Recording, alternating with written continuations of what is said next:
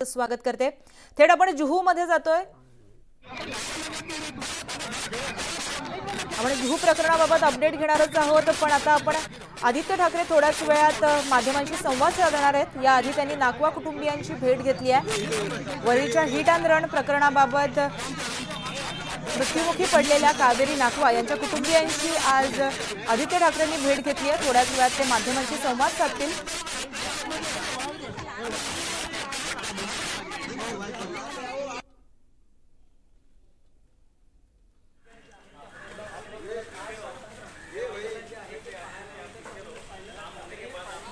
तर वरळीच्या hit and run प्रकरणाबाबत अनेक खुलासे होताना दिसतात, अपडेट समोर येताना दिसतात। अशामध्येच आदित्य ठाकरे यांनी नाकवा कुटुंबियांची भेट घेतली आहे। त्याचबरोबर जुहूच्या काय त्यांचं म्हणणं आहे, त्यांच्या मागणी काय आहे आणि आपण त्यांच्यासाठी कशा प्रकारे प्रयत्न करणार? नाही, अजूनही माझ्याकडे शब्द नाहीत। म्हणजे आज त्यांना भेटल्यानंतर देखील मन हलून जातं। जो प्रकार घडलेला आहे, म्हणजे हे मी कधी त्या दिवशी पण बोललोय की ऍक्सिडेंट होत असतात, पण एवढा बेकार हिट अँड रनची केस मर्डरच आहे आणि ह्याच्यात शिक्षा ही सगळ्यात कठोर झाली पाहिजे। जर आपण त्या परिवाराच्या डोळ्यात डोळे घालून पाहिलं तर त्यांच्या मनातलं राग, दुःख हे सगळं दिसत आहे। नाकवाजीने तर त्यांच्या डोळ्यासमोर पाहिलंय सगळं। आणि एवढं भीतीदायक गोष्ट, एवढी भयानक गोष्ट ह्या मुंबईत होऊ शकते, आपल्या महाराष्ट्रात होऊ शकते। असा नरकातून राक्षस आला तरी असं करणार नाही, एवढी बेकार हे हिट अँड रन केस झालेली आहे। आणि मी काल पण मागणी केली आहे की बघा काय की आता अनेक लोक बोलू शकतात की नुकसान भरपाई वगैरे, पण त्यांना तसं 1 रुपयाचं काही नको, त्यांना नुसतं शिक्षा बघायची। कारण महत्वाची गोष्ट ही आहे, काल जरी तो शहा थांबला असता तरी एक जीव वाचला असता, जसं फरफटत नेलं त्यांनी। हे खूप भयानक आहे आणि लवकरात लवकर फास्ट ट्रॅक करून शिक्षा ही झालीच पाहिजे आणि सगळ्यात कठोर शिक्षा ही झालीच पाहिजे। माझं तर म्हणणं आहे की ह्या इकडे कोळीवाड तर भर चौकात सोडा। त्यांनी देखील अशीच मागणी केली की 5 मिनिटांसाठी आमच्या ताब्यात द्या शहाला, मग आम्ही नाही, एखादा गुन्हेगार असेल तर तुम्ही गुन्हा त्याच्यात दाखल करून जेलमध्ये टाकू शकता, पण असा राक्षस असेल तर मग काय करायचं? हा मिहिर राजेश हा राक्षसच आहे आणि आपण पाहिलं असेल एवढं भयानक हे कृत्य आहे। आम्ही तर आत्ता पण मी आता हे दुसऱ्यांदा म्हणजे FIR ते फाईल करतो तेव्हा पण ऐकलं आणि आता पण मनाला धक्का बसतो। म्हणजे जवळपास 48 तासानंतर त्याला 60 तास ह्याच्यात त्याचं जे अल्कोहोल आहे, म्हणजे मद्य जर प्राशन केलं असेल तर ते निघालं असेल तर कदाचित पोलिसांना त्याविषयी एक्झॅक्टली हाच विषय आहे। आपण पाहिलं असेल CCTV फुटेज पूर्ण आहे, इंटेलिजन्स नेटवर्क पूर्ण आहे, मग 60 तास का लपायला दिलं? मी पोलिसांकडे बोट दाखवणार नाही कारण ते तर तपास करत होते, पण जे खातं आहे, जे गृहमंत्री आहेत त्यांनी याच्यावर अजून कुठे काय बोललेत का?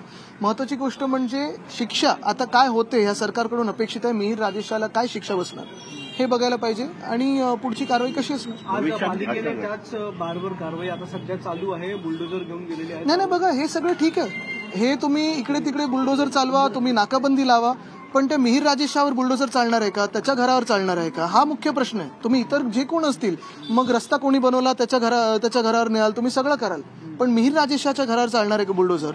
हे ऐकणं गरजेचं आहे, बगना गरजेचं है।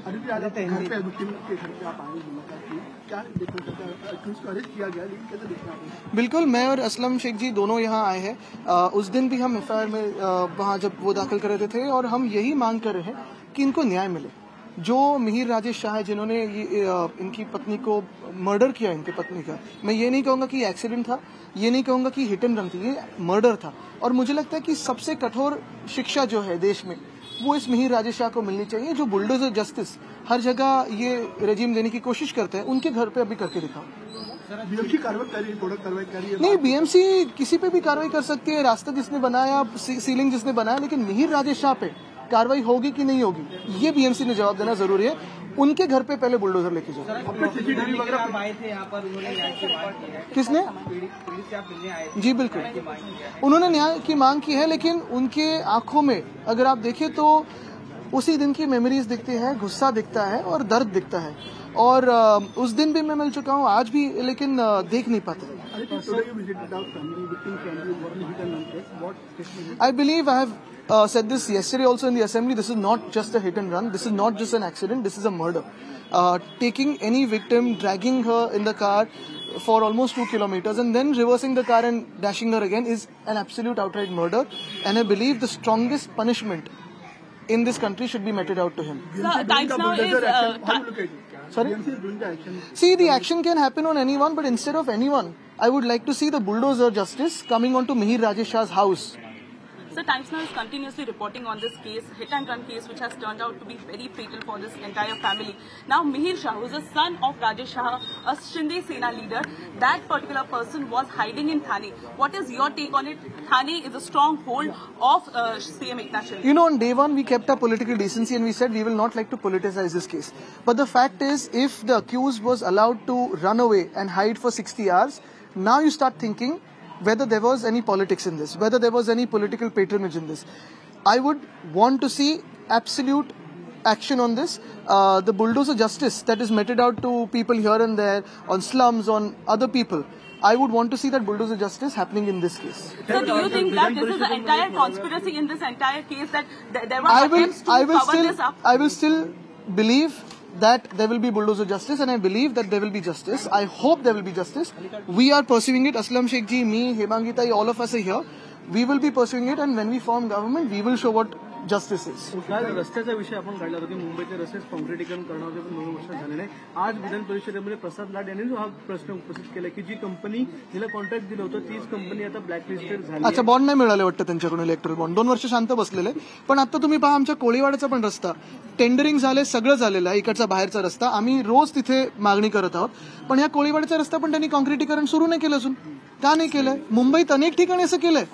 आम्ही किती वर्ष मग मागणी करायची? आता आमच्या सरकारनं तर आम्ही करून घेऊच, पण तरी देखील इकडचा रस्ता जो आहे बाहेरचा, तो पण काँक्रिटीकरण नहीं केलं. जी, पानी भर जाता है मुंबई के. इस पे मैं आपको वापस जवाब देता हूँ. इस पे मुझे प्रेस कॉन्फ्रेंस भी करनी है क्योंकि कई दस्तावेज मिले.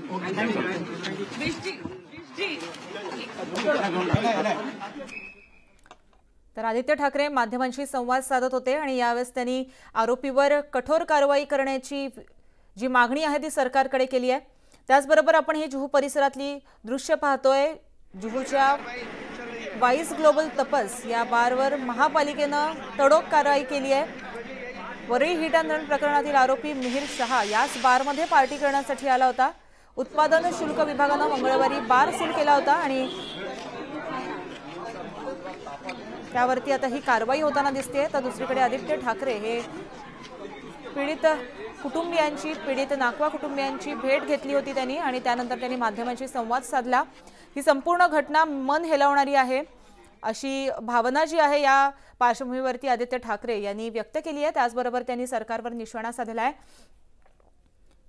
कडक कारवाई केली पाहिजे अशी मागणी सरकारकडे त्यांनी केली आहे.